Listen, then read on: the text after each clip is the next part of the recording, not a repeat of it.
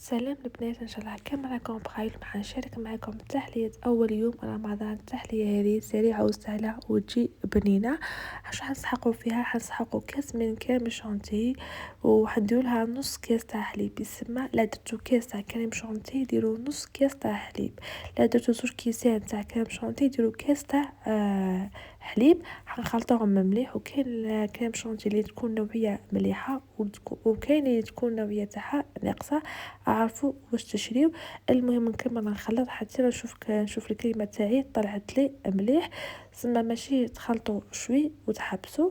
وواحد ندير لها تاع فلون كراميل، هذا اختياري بصح كي ديروا فلون كراميل راح تجيكم واحد البنه فيها ما نحكي لكمش. وايضا نكمل نخلط حتى ينسجم الفلون كراميل تاعي مع كريمه الشانتي.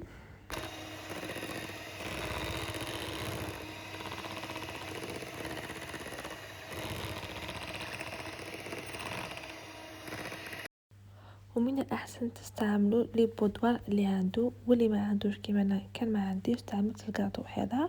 وأيضا راني درت البريس تاع قهوة، حطيتها تطلع ودرت لها في القهوة هذيك مغرفة سكر باش ما تجينيش صامتة. درت كطبقة أولى اللي هو الكاطو تاعي اللي شمرته في القهوة اللي درت لها السكر. طبقة ثانية درت كريم شانتيي سيو يعني تقلبوها أو كل قد بعضها صبطوها.